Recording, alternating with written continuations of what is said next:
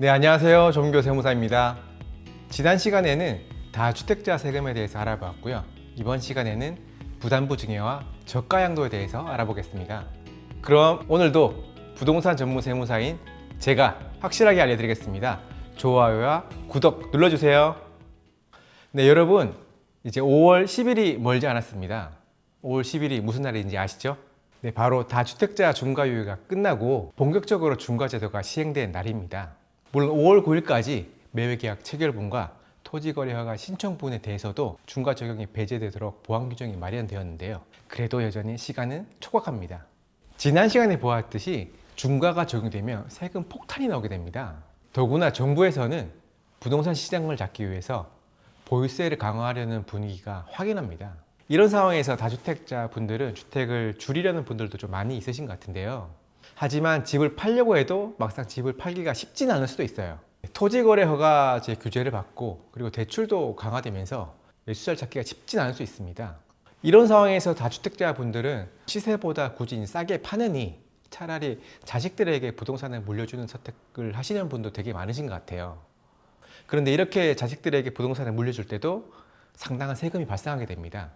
어떻게 하면 절세할 수 있을지 반드시 따져보셔야 됩니다.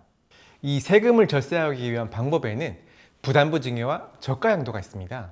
그럼 이 부담부 증여와 저가양도라면 어떻게 절세할 수 있는지, 그리고 주의할 사항은 또 어떤 것들이 있는지에 대해서 이번 시간에 말씀드려 보도록 하겠습니다.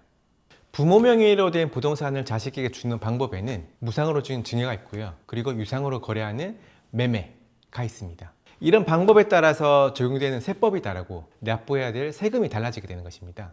증여를 하면 증여세법이, 매매를 하면 양도소득세가 적용되는 것이죠.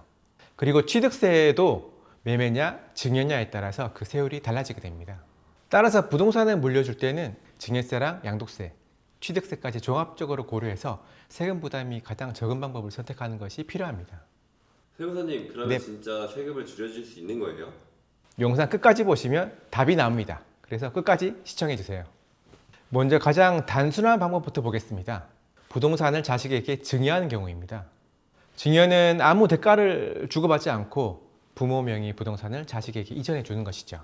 이때 발생하는 세금은 증여세입니다. 증여세는 어떻게 계산하냐면 증여 당시의 시가에서 증여재산 공제를 적용하고 10에서 50%의 증여세율을 적용해서 세금을 계산하게 됩니다. 여기서 증여재산 공제는 부모 자식 간이면 10년간 5천만 원의 증여재산 공제액이 적용되는 것이죠. 하지만 5천만 원 공제를 적용한다고 하더라도 부동산 시가가 크다면 증여세는 상당히 많이 나오게 됩니다. 그래서 세금을 줄이기 위해서 많이 사용하는 방법이 바로 부담부 증여입니다. 만약 부담부 증여라는 용어를 처음 들어보셨다면 조금 생소하실 수 있는데요. 이 개념이 뭐냐면 부동산을 증여하는데 그 조건이 부동산에 딸려있는 채무를 같이 이전하는 걸 말하는 거예요. 예를 들어서 아파트에 담보된 대출이 있다거나 혹은 전세 보증금이 있는 경우를 말하는 거죠. 자녀가 추후 이 채무를 갖는다는 조건 하에 이제 증여를 받는 것을 말합니다. 네, 그러면 세금은 어떻게 계산되느냐 했을 때 아파트 가액 중 채무를 제외한 부분에 대해서는 자식이 증여세를 내는 것입니다. 예를 들어서 시가 10억 원 아파트에 전세 보증금이 6억 원 있다고 좀 가정해 볼게요. 그러면 자식이 내야 될 증여세는 10억 원에서 6억 원을 뺀 4억 원에 대해서만 증여세를 내게 됩니다. 이렇게 계산하면 단순 증여할 때보다는 증여세가 많이 줄어들게 되는 것입니다. 부모 입장에서는 채무를 넘긴 부분에 대해서는 부모가 양도세를 내야 되는 것입니다. 세법에서는 본인이 갚아야 될 채무를 이전하는 것도 양도로 보기 때문인데요. 그러면 이때 양도세는 어떻게 계산하느냐 했을 때 양도세는 이런 식으로 계산합니다. 양도소득을 계산하기 위해서 양도가와 취득가를 구해야 되는데요. 부담부 증여의 양도가를 구할 때는 증여재산가액에서 채무와 증여재산가액 비율을 곱해서 계산하게 됩니다. 취득가도 본래 취득가액에서 채무액과 증여재산가액 비율을 곱해서 취득가를 계산하게 되는 것입니다. 결국 부담부 증여를 하면 자식은 증여세를 내고 부모는 양도세를 내게 되는 것이죠. 이렇게 증여세와 양도세를 합한 금액이 단순 증여할 때보다 세금이 줄어드는 경우가 많기 때문에 이 방법을 사용하는 것입니다. 다음으로 많이 사용하는 방법이 바로 저가양도입니다. 저가양도는 쉽게 말해서 싸게 파는 것이죠. 그래서 매매 형식이니까 부모님이 양도세를 내야 되는 것입니다. 그런데 저가양도에서 주의해야 할 점이 증여세와 양도세를 모두 고려해 보아야 되는 것인데요. 우선 증여세부터 말씀드리자면 부모자 식 간에 부동산을 싸게 거래하면은 싸게 산 사람이 이득을 보는 거잖아요. 그래서 세법에서는 특정 기준 이상으로 싸게 거래하면 그 부분도 증여를 받은 것으로 보아서 증여세를 내야 되는 것입니다. 그 기준이 시가의 30% 혹은 3억 원입니다. 예를 들어 10억 원 아파트를 8억이나 7억까지는 싸게 팔아도 이제 그건 증여세가 없는데, 만약 6억 원에 팔았다면 시가보다 4억이나 싸게 판 거죠. 그러면 기준 금액보다 훨씬 더 많이 싸게 팔았으니까 산 사람이 이득을 보았다고 보아서 증여세를 내야 되는 것입니다. 그래서 이 경우에는 자식이 기준 금액과 차익인 1억 원에 대해서 증여세를 내게 됩니다. 따라서 부모님이 부동산을 물려주기 위해서 저가양도를 하더라도 이렇게 증여세가 안 나오는 범위 내에서 거래를 하시는 게 좋아요. 그리고 증여세뿐만 아니고 양도소득세도 고려를 해보셔야 돼요. 저가양도를 하면 부모님이 양도세를 내게 되는데요. 예를 들어서 5억 원에 취득한 아파트가 이제 10억 원이 되었을 때 그때 시가대로로 거래하면 양도 차익이 5억 원이 되는 거잖아요. 그런데 만약 저가양도를 해서 10억 원 아파트를 7억 원에 팔았다. 그럼 그때 과세되는 양도 차익은 2억 원이 됩니다. 그래서 그만큼 양도세가 줄어들게 되는 것이죠. 그런데 세법에서는 이렇게 특수관계자 간의 거래에서 양도세를 줄이는 것을 막아 놓았어요. 만약 가족 간 거래를 할 때 시가의 5% 혹은 3억 원 이상 차이 나게 거래하면 양도세를 계산할 때 그냥 시가로 거래한 걸로 보아서 세금을 계산하게 됩니다. 시가 10억 원 아파트를 8억에 팔든 7억에 팔든 결국에 10억에 판 걸로 보아서 세금을 계산해야 되는 것입니다. 이것을 양도소득세 부당행위 계산의 부인이라고 합니다. 부당하게 세금을 줄였으니 다시 세금을 계산한다는 말입니다.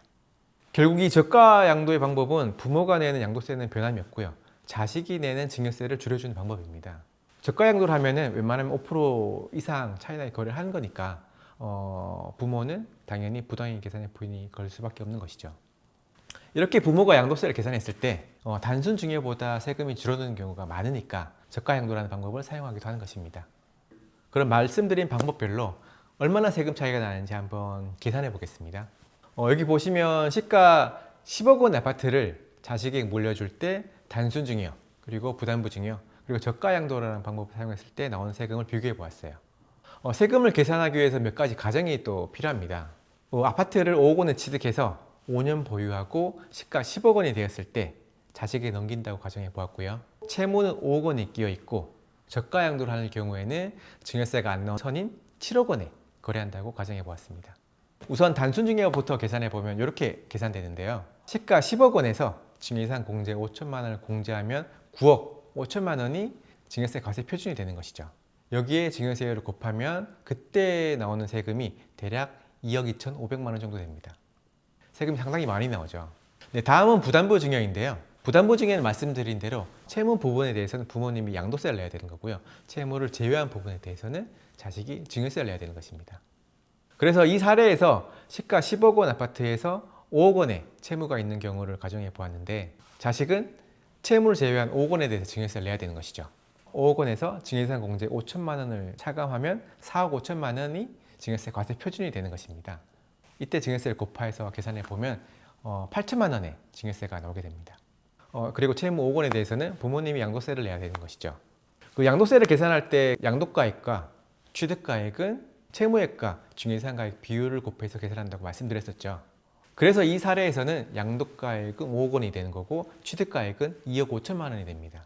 그리고 5년 보유한 장기보유 특별공제를 적용해서 계산해 보면 그때 양도세는 대략 6,400만 원 정도로 계산이 됩니다. 이렇게 계산된 증여세와 양도세를 합치면 총 세금은 1억 4천만 원 정도가 되는 것이죠. 어떤가요? 단순 증여보다 세금이 많이 줄어들었습니다. 마지막으로 저가 양도인데요. 저가 양도는 증여세가 안 나온 선인 그 기준선까지 싸게 팔면은 자식이 증여세를 내지 않고 부모가 양도세만 내면 되는 것이죠. 이 사례에서는 7억 원을 거래했기 때문에 자녀들에게 증여세가 나오지 않게 되는 것입니다. 그런데 부모가 납부하는 양도세는 변함이 없다고 말씀드렸었죠. 바로 부당행위 계산의 분이 걸리기 때문에 부모가 납부하는 양도세는 변함이 없습니다. 네, 가족 간의 시가 대비 5% 이상 차이 나게 거래한 것이니까 시가로 거래한 걸로 보아서 양도세를 계산하게 됩니다. 그래서 이 경우 양도 차익은 5억 원이 되는 거고 5년 보유한 장기보유 특별공제를 적용해서 계산해 보면 이때 양도세는 약 1억 5천만 원 정도 나오게 됩니다. 어떤가요? 이 저가 양도도 단순 증여보다 세금이 많이 줄어들었습니다. 이렇게 세금을 다 비교해 보면 단순 증여가 세금 부담이 가장 크고 부담부 증여가 세금 부담이 가장 적게 계산되었습니다. 그런데 모든 경우에 다 부담부 증여가 유리한 건 아니에요. 각자 처한 상황에 따라서 세금은 다 다를 수 있습니다. 부담부 증여할 때는 채무가 얼마나 끼어 있는지, 그리고 양도세 계산할 때는 비과세가 적용되는지 혹은 중과가 적용되는 건 아닌지에 따라서 세금이 달라질 수가 있습니다. 또 증여세를 계산할 때도 증여세 공제를 적용할 수 있는지 혹은 사전 증여가 있는 건 아닌지에 따라서 세금이 달라지는 거니까 각자 처한 상황에 맞게 세금을 계산해서 비교해 보는 것이 필요합니다. 그리고 제가 말씀드린 사례에서는 양도세 중과가 적용되지 않는다고 말씀드렸는데요. 만약에 중과가 적용되면 단순 증여가 유리할 수도 있고요. 만약에 부모님이 1세대 1주택 비과세를 받는다면 저가양도가 제일 유리할 수도 있습니다. 이렇게 여러 가지 방법을 비교해 보고 세금 부담이 가장 적은 방법을 사용하는 것이 필요한데요. 그런데 또 고려할 사항이 또 있어요. 세금뿐만 아니고 자금 조달도 고려해 보셔야 됩니다. 자식이 부모님에게 증여를 받으면 취득세나 증여세는 스스로 낼 정도는 돼야 되는데 만약 이런 자금도 없다면은 결국에 이 세금은 부모님이 대신 내줘야 되는 것이고요. 이렇게 대신 내준 세금에도 결국에 증여세가 부과되니까 훨씬 더 많은 세금이 나오게 되는 것입니다. 그리고 부담부 증여를 하면 채무는 자식에게 승계되는 거잖아요. 승계받은 채무는 자식이 나중에 갚아야 되는 것입니다. 만약 부모님이 몰래 그 채무를 상환해 줬다면 결국 증여에 해당돼서 많은 세금이 추징될 것입니다. 더구나 세무서에서는 이런 채무 상환에 대해서 지속적으로 사과를 실시하고 있어요. 나중에 연락이 올 거예요. 자식들 자금으로 상환했는지 그 자금은 어디서 났는지도 물어보니까 좀 주의하시는 게 필요합니다. 또 고려할 게 저가양도는 매매 형식이잖아요. 부모 자식 간에 그 매매 대금을 주고받는 게 반드시 필요합니다.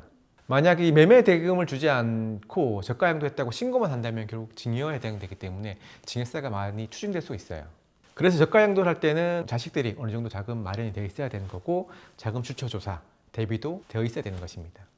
그리고 만약 저가양도를 할 때 기존 그 아파트에 채무가 끼어 있다면 이 채무를 자식들이 인수해서 당장 지급해야 될 매매 대금을 줄일 수도 있는 것입니다. 그리고 추가적으로 고려할 게 토지거래 허가 구역이라면은 실거주 여부도 고려하셔야 돼요. 현재 서울 전 지역과 경기 12곳이 토지거래 허가 구역으로 묶여 있잖아요. 따라서 이 지역에 있는 아파트를 물려줄 때는 반드시 자식들의 거주 여부까지 염두에 두셔야 되는 것입니다. 이때 부담부 증여와 저가양도는 매매 형식이니까 자식들이 실거주를 할 수 있어야 거래를 할 수 있는 것입니다. 만약 자식들이 실거주를 할 수 없다면은 부담부 증여와 저가양도를 하실 수는 없고요. 그때는 단순 증여로 가야 되는 것입니다. 하지만 이때 세금이 좀 많이 나오겠죠. 이렇게 부동산을 물려줄 때는 세금뿐만 아니고 실거주 여부 그리고 자금 조달까지 종합적으로 고려해서 선택하는 것이 반드시 필요합니다. 네, 그럼 이번 시간에는 부동산을 자식에게 물려주는 방법인 부담부 증여와 저가양도에 대해서 알아보았습니다. 관련해서 궁금한 사항이 있으시면 댓글로 남겨주시면 제가 답변을 드리도록 하겠습니다. 구독과 좋아요도 부탁드리겠습니다. 억울한 세금 없이 믿을 수 있는 조문교 세무사였습니다. 감사합니다.